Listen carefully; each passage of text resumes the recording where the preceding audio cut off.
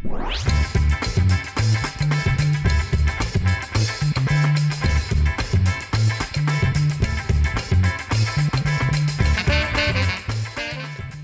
my peoples, what's up? Welcome back to Shelf Stories, the channel that tells tales from games, books, and life. I'm your host, Jason. Thank you so much for stopping by to the Case Files.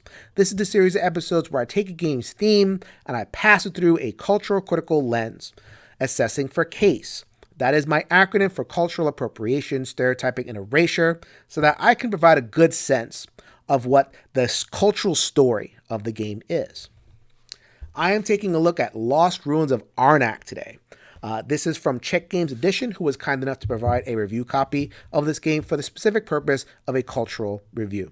So thank you very much to them. It is the 1-to-4-player worker placement deck building sensation. Very popular game in which you're playing explorers, searching around an unknown land, discovering valuable artifacts, dodging monsters, and all sorts of exciting things like that. Let's take a look at what story this game is telling, and I'll tell you what I think.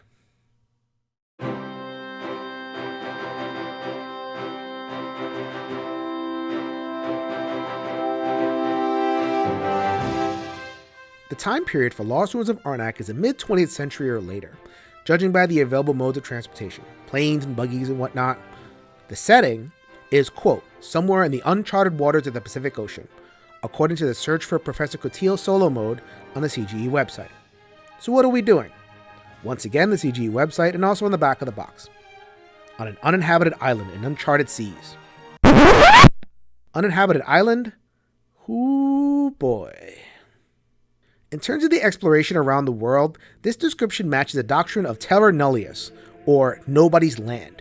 This is a view that sees non-European land as functionally empty of civilized life, or any life, leaving it ripe for claiming, settling, and exploiting. In real-life history, the term appears in a papal bull from Pope Urban II in 1095, at the beginning of the Crusades. It gave the Crusaders the right to claim non-Christian lands on their way to Jerusalem.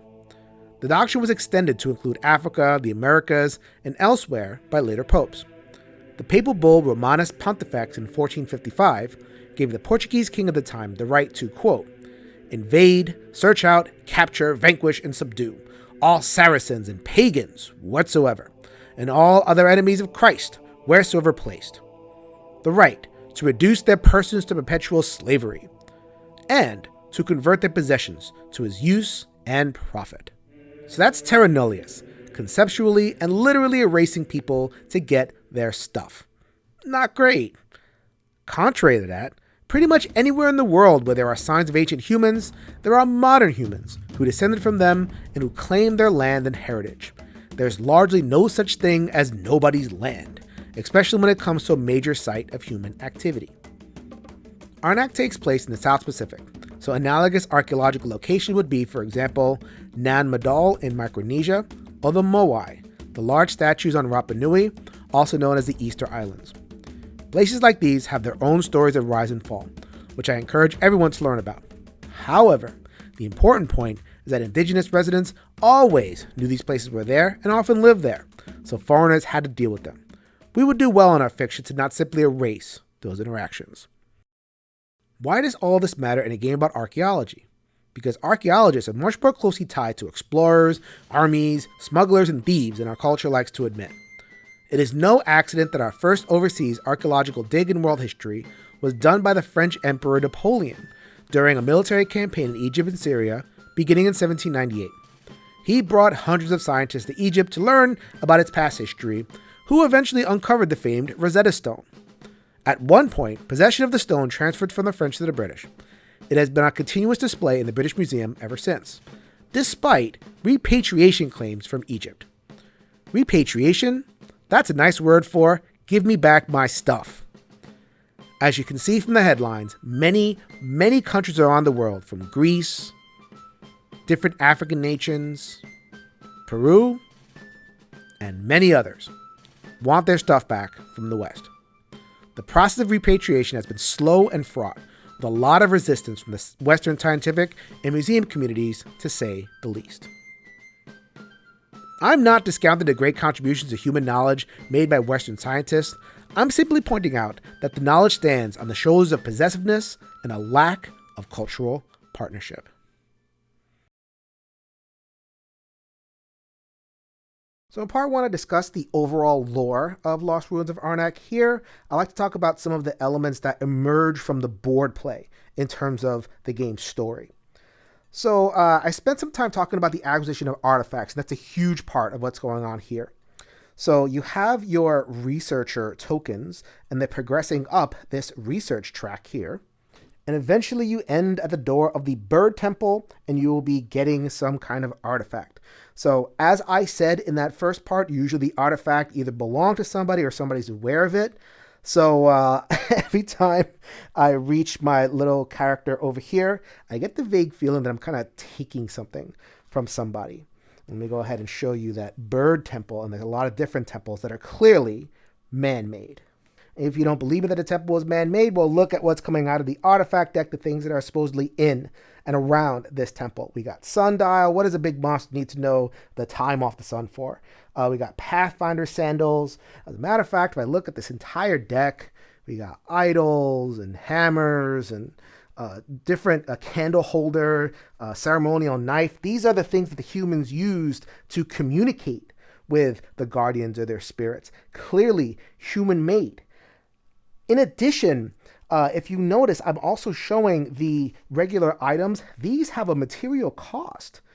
These things cost gold. So I got brush and compass and all kind of thing. The Western stuff is stuff that I have to pay material money for. Here, for the artifacts, you pay in what the game calls compasses, which in the game currency is an actual resource, but it's supposed to signify discovery, finding stuff. So I buy the implements that are made in the Western context, but I find the artifacts around in the land, and I don't have any other cost besides just walking around and finding it. That is not the way that worked out in real life. That strains credulity. I'm now showing some of the advanced worker placement spaces on the board. These are discovered as you send your explorers out throughout the game. And when you first get there, you will encounter a guardian. I'm now showing bats and owls and all sorts of monstrous and fantastical creatures. Ostensibly, in the fiction of the game, these replace the natives that one would encounter in real life. So this is a very difficult practice, or could be. In other games it is. Notably a game like Australia, where that game reiterates direct colonization, but instead of killing native peoples, the fiction of that game replaced the natives with monsters. What I call monster washing to make it okay. Here, though, the lore is a little bit different. The book says, "We fought the monstrous creatures hand to hand, knife to claw. The beast went down, but none could strike the death blow. We stood in awe. The beast bowed its head, acknowledging us. And we realized that this was no monster. No, this creature was one of Arnak's legendary guardians." And so in the course of the game, you see that there are these symbols, and they aren't necessarily symbols to defeat the monster. It's like an exchange. So that totally fits with a motif of having natives there instead of monsters. Or if you want to keep the fantastical motif, you can have the natives with the monsters. You can give articles to the natives so that they do some sort of ritual and they satisfy the monster and get you what you want. There's so many ways that this could have been done without erasing the native peoples that could be there in a more realistic rendering of this game. The last thing I'll talk about in terms of the erasure and the board play is in the resource system. So we have our gems and our compasses as main currency for exchange, but we also have tablets, arrowheads, and gems. Never in the history of human archaeology have they ever found such strong evidence of human activity like tablets and arrowheads without finding human remains. Yes, ladies and gentlemen, they've even erased our bones, which is a huge deal because there are many indigenous folks who that's the most important part for them. Some of them are even saying, keep the stuff. I would like the bones of our ancestors so that we could treat them respectfully.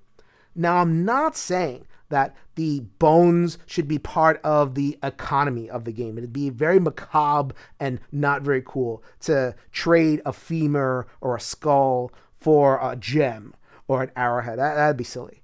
However, some kind of nod towards having human remains, or just take the whole thing out and don't have anything human, have just, raw natural resources, going halfway like this, showing the result of human activity, but erasing the humans themselves. It strains credulity as a story, and it touches that erasure button that is very difficult for a culturally minded person. So the third and final aspect I'd like to talk about is the player side, the avatars, the representations, the most intimate part of the board game to the player, connecting me and you and our personal experience and immersing us in the game. What do we see? How are we represented in that personal player board space? I am showing the boards from the Expedition Leaders expansion, an excellent mechanical expansion, a no-brainer if you like Arnak. Has individual player boards, and they're represented by different faces, and they're diverse.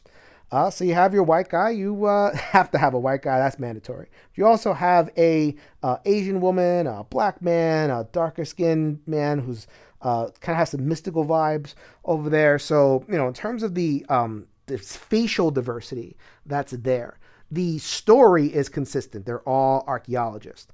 And so what I would have liked to have seen to make it a little bit more of a local story is a Polynesian person. It's a Polynesian land, it's a Polynesian expeditions, and very often they join expeditions to understand their own stories. I like to say in this space, we don't just want our faces, we want our stories. And this is the last part I'll show, and this one is just, I'm not really sure how to explain this, but what I'm showing now are the tiles for researchers. Along the way, on the research track, you can recruit researchers, and they give you one-time bonuses. You tap them every single round, and there's a couple of diverse faces, but for the most part, you're getting a lot of Europeans in this pile. So the reason this really gets me is because it is a total fiction that researchers go to a foreign land and they just figure it out on their own. They almost always have local guides that they pay in order to be able to, explore and do what they do. So this would have been a wonderful opportunity, if this is, again, a South Pacific story, to hire local guides. Some of the ones I'm showing right now have an exchange. You pay a coin, you get an arrowhead. You pay a foot, you get an arrowhead, or whatever it is. That would have been a perfect way to say, okay, I'm hiring a local guide. They're benefiting because I'm giving them money, and they're giving me something, and we're proceeding on the expedition together. So the absence of locality, local flavor, just the guides in particular just drive me nuts. I'm not really sure why I'm keying on that one. So that was Lost Ruins of Arnak, the cultural story. And I know I've been doing this a while. Some of the comments I'm likely to get. Jason, you're putting it all in there. Have some fun. This is a fictional story. It is not an historical tome. It doesn't have to talk about European colonization or repatriation of artifacts. You're putting it all in there. This is a romp. This is Indiana Jones-esque. Jason, why do you hate fun so much? And I have to check myself on that one, to be honest with you, because I'm a historically minded person, and when something does evoke history in any way, I would love for the game to be as historical as possible. So I am checking myself, and I have to say that I want Lost Ruins of Arnak to be a fictional romp. I want it to be fun. I want it to be a game for the masses that everybody enjoys. My issue is the way the fiction was constructed. My issue is what the fiction borrows from real life and what it leaves out, and how it made those choices. And that falls into three different buckets. The first is, this is a Eurocentric fiction, a Western way of constructing a fiction. So then the middle is resonant with, our experience. People who are buying the games, designed so that we're in, it's like we're on this, adventure. So, the middle is full of diverse characters, skin deep diversity, which is, fine. I'm not going to complain about that. It's a Western paradigm though, because it's researchers, academics, and archaeologists and stuff. Those are Western paradigms. They've also brought in the world. They brought in real place names. So the Pacific, and the way that some of the buggies and the aeroplanes, everything comes. There's so much that comes from the real world in the middle, and then the further you get out, the more fantastical it gets. Now on that outer level, you have monsters, and you have these crazy artifacts that are unknown and all this kind of stuff. So then in this kind of class of civilizations structure, you have a middle that is resonant and invites people in, and then you have this other, where it just so happens that native peoples would be, and in this case the Polynesian peoples. So they don't get to be in here, or their story does not get to be in here unless they are willing to be a bat or a big bird or something like that. That's number one. So that's not necessarily even a problem because every culture tells its own culturally centered stories. Every culture wants to center itself. That in and of itself, if that was the only bucket, that would be fine. So more stories, the better, as far as I'm concerned.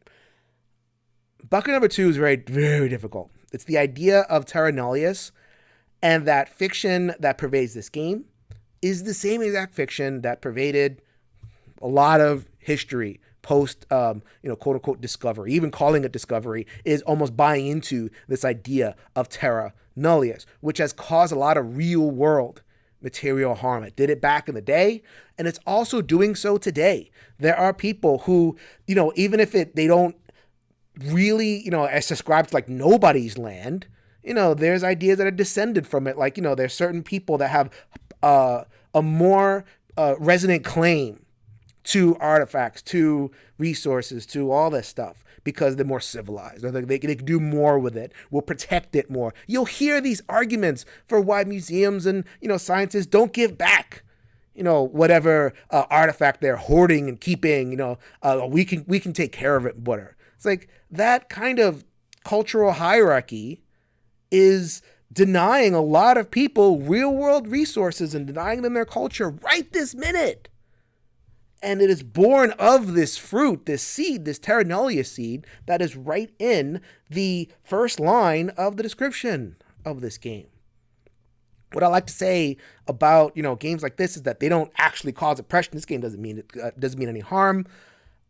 The way in which it is questionable is that when a game reproduces something that an impression that happens in real life, it does so unthinkingly.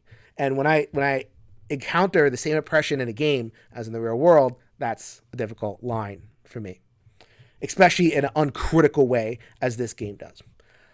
And here's number three, and this is a game design specific thing. And this is kind of building on the way that games would often do exploration paradigms.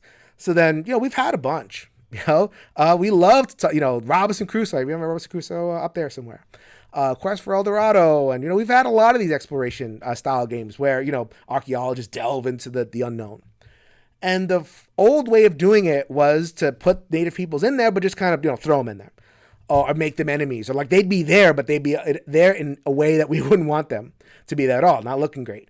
But one of my favorites is in the Quest for El Dorado. You have your largely white cast of helpers and professions and everything, and then you have the native, whose job was native. That's not what you want. So I almost feel like Lost Ruins did the thing of like, okay, no politics, not going to present any native thing whatsoever. We're not even going to try.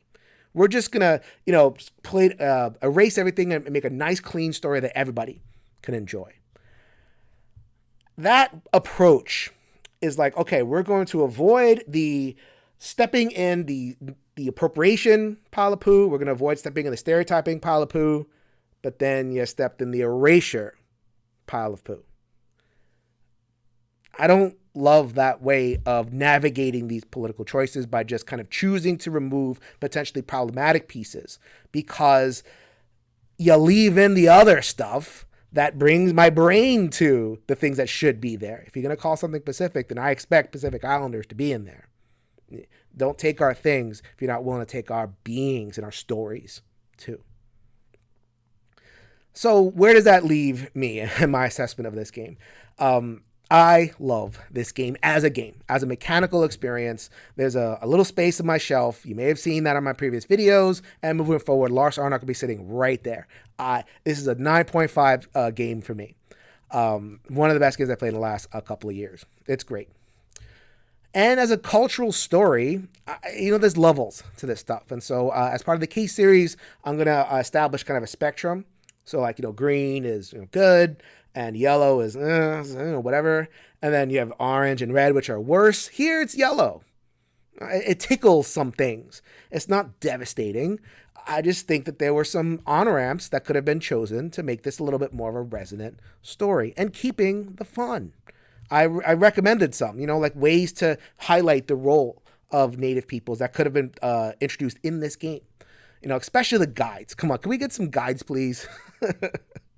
That totally lines up with the story of how exploration happened. At least start from there, and then we can talk. So this is also my invitation to other creators, who want to tell these stories. Games used to do it one way. Lost Ruins is trying to, remix it and do it another way. Both, presenting their difficulties. The way forward is more stories. The way forward is bringing in more real-world resonance and, creating your fiction off of a deeper understanding of what really happened. That's the way forward, at least for me. And to the creators of CGE, if you want to make Lost Ruins of Arnak 2, the repatriation of Arnak artifacts or something like that, then I would be perfectly happy to help out in that project too. So Lost Ruins, it's a keeper for me for so many other reasons, but I hope that I've given something constructive and something to think about and discuss in the comments below. If you can change your mind, you can change the world, people. So until next time, later, everybody.